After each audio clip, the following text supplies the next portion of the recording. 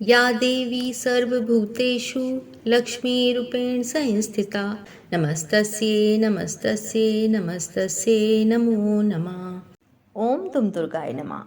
जय माता दी। आप सबका हमारे चैनल पर बहुत बहुत स्वागत है। आप सभी को नवरात्रि की ढेर सारी शुभकामनाएं।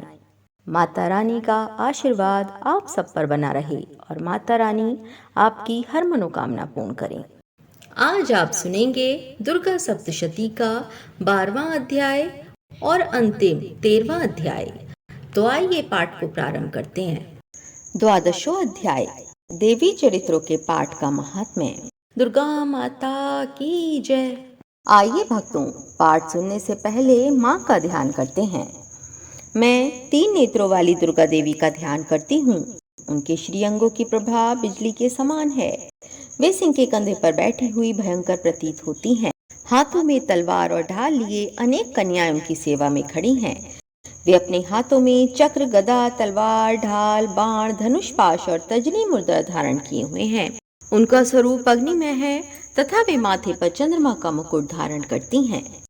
देवी बोली, देवताओं, जो एकाग्रचित्त होकर प्रतिदिन इन स्तुतियों से मेरा स्तवन करेगा, उसकी सारी बाधा मैं निश्चय ही दूर कर दूंगी।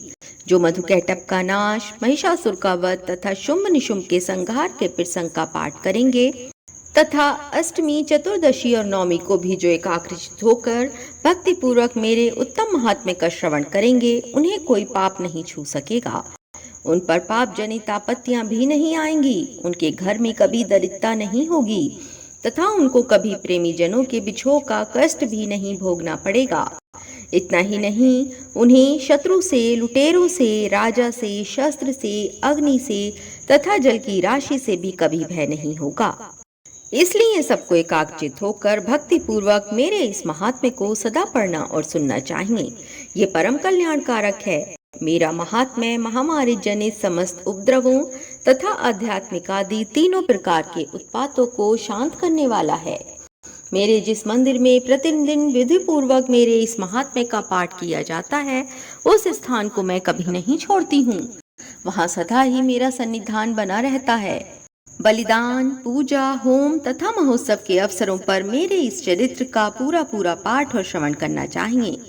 ऐसा करने पर मनुष्य विधि को यह जानकर या बिना जाने भी जो मेरे लिए बलि, पूजा या होम आदि करेगा, उसे मैं बड़ी प्रसन्नता के साथ ग्रहण करूंगी। शरद काल में जो वार्षिक महापूजा की जाती है, उस अवसर पर जो मेरे इस महात्म्य को भक्ति पूर्वक सुनेगा, वह मनुष्य मेरे प्रसाद से सब बाधाओं से मुक्त तथा धन धान्य एवं पुत्र से संपन्न होगा। इसमें तनिक भी संदेह नहीं है। मेरे इस महात्म्य, मेरे प्रादुर्भाव की सुंदर कथाएं तथा युद्ध में किए हुए मेरे पराक्रम सुनने से मनुष्य निर्भय हो जाता है। मेरे महात्म्य का श्रवण करने वाले पुरुषों के शत्रु नष्ट हो जाते हैं। उन्हें कल्याण की प्राप्ति होती है तथा उनका कुल आनंदित रहता है। सर्वत्र शांति कर्म में बुरे स्वप्न दिखाई देने पर तथा ग्रह जनित भयंकर पीड़ा उपस्थित होने पर मेरा महात्म्य श्रवण करना चाहिए। इससे सब विघ्न तथा भयंकर ग्रह पीड़ाएं शांत हो जाती हैं और मनुष्य द्वारा देखा हुआ दुस्वप्न शुभ स्वप्न में परिवर्तित हो जाता है। बाल ग्रहों से आक्रांत हुए बालकों के लिए ये महात्म्य शांतिकारक है तथा मनुष्यों के संगठन में फूट होने पर यह अच्छी प्रकार मृत्युता कराने वाला होता है। ये महात्म्य समस्त दुराचारियों के बल का नाश कराने वाला है। इसके पाठ मात्र से राक्षसों, भूतों और पिशाचों का नाश हो जाता है। मेरा ये सब महात्म्य मेरे सामीप्य की प्राप्ति कराने वाला है। पशु, पुष्प, अर्घ, धूप, दीप, गंध आदि उत्तम सामग्री द्वारा पूजन करने से, ब्राह्मणों को भोजन कराने से, होम करने से, प्रतिदिन अभिषेक करने से, नाना प्रकार के अन्य भोगों का अर्पण करने से तथा दान देने आदि से 1 वर्ष तक जो मेरी आराधना की जाती है और उससे मुझे जितनी प्रसन्नता होती है, उतनी प्रसन्नता मेरे इस उत्तम चरित्र का एक बार श्रवण करने मात्र से ही हो जाती है। ये महात्म्य श्रवण करने पर पापों को हल लेता है और आरोग्य प्रदान करता है। मेरे प्रादुर्भाव का कीर्तन समस्त भूतों से रक्षा करता है तथा मेरा युद्ध विषयक चरित्र दुष्ट दैत्यों का संहार करने वाला है। इसके श्रवण करने पर मनुष्यों को शत्रु का भय नहीं रहता। देवताओं, तुमने और ब्रह्म ऋषियों ने जो मेरी स्तुतियां की हैं तथा ब्रह्मा जी ने जो स्तुतियां की हैं, वे सभी कल्याणमयी बुद्धि प्रदान करती हैं।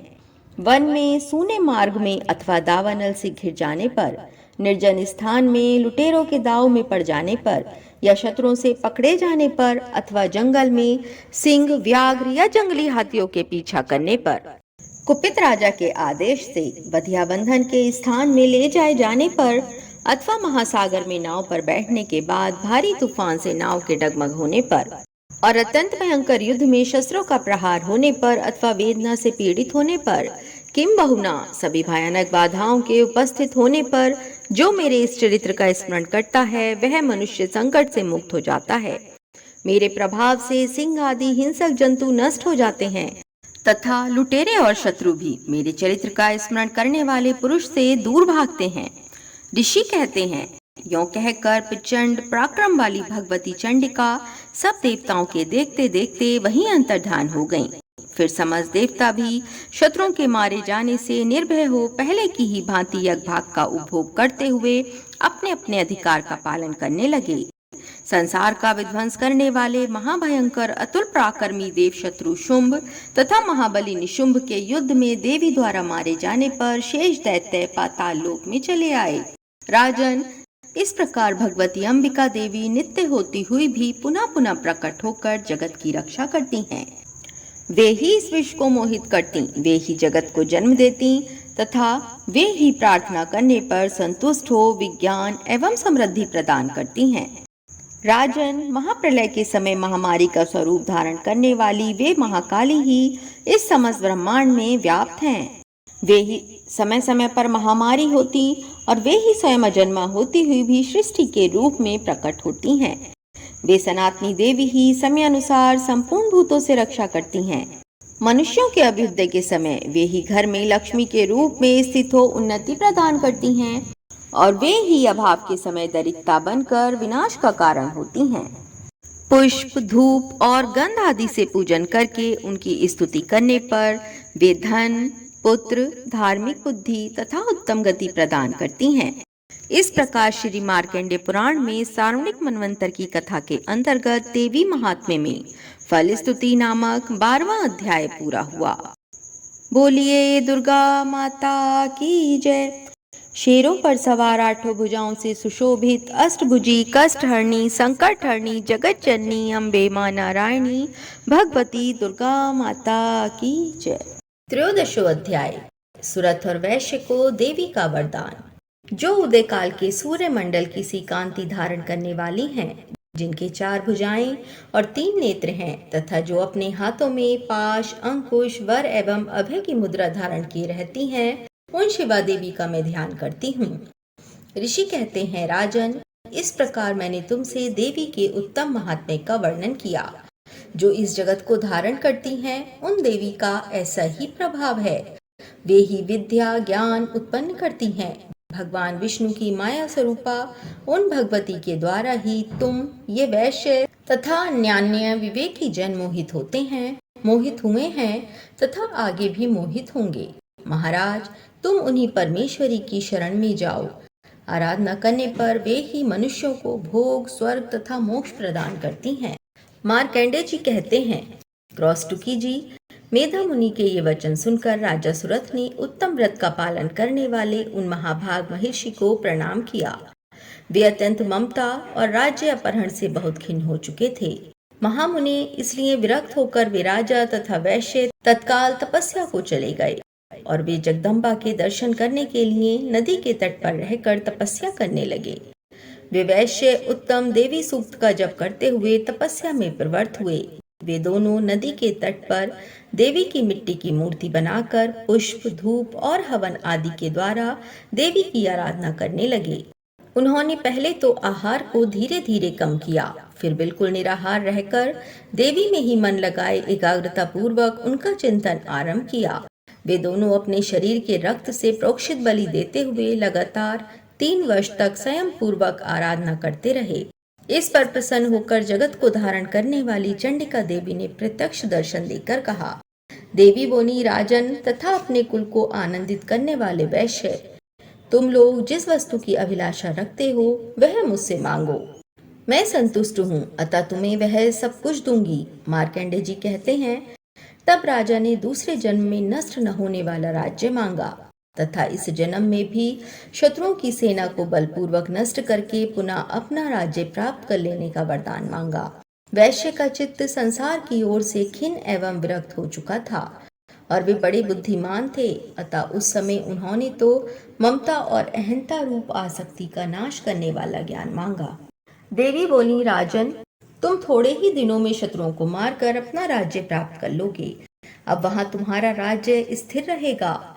फिर मृत्यु के पश्चात तुम भगवान विवस्वान सूर्य के अंश से जन्म लेकर इस पृथ्वी पर सावर्णिक मनु के नाम से विख्यात होगे।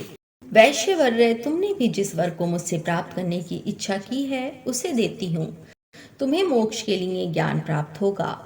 मार्कंडेय जी कहते हैं, इस प्रकार उन दोनों को मनवांछित वरदान देकर तथा उनके द्वारा भक्ति पूर्वक अपनी स्तुति सुनकर देवी अंबिका तत्काल ही अंतर्ध्यान हो गईं। इस तरह देवी से वरदान पाकर क्षत्रियों में श्रेष्ठ सुरथ सूर्य से जन्म ले सावर्णिम नामक मनु होंगे। इस प्रकार श्री मार्कंडेय पुराण में सार्वणिक मनवंतर की कथा के अंतर्गत देवी महात्म्य में सुरथ और वैश्य को वरदान नामक 13वां अध्याय पूरा हुआ। बोलिए दुर्गा माता की जय, सप्तशती माता की जय। शेरों पर सवार 8 भुजाओं से सुशोभित अष्टभुजी कष्टहरणी संकटहरणी जगत जननी अम्बे मां नारायणी भगवती दुर्गा माता की जय।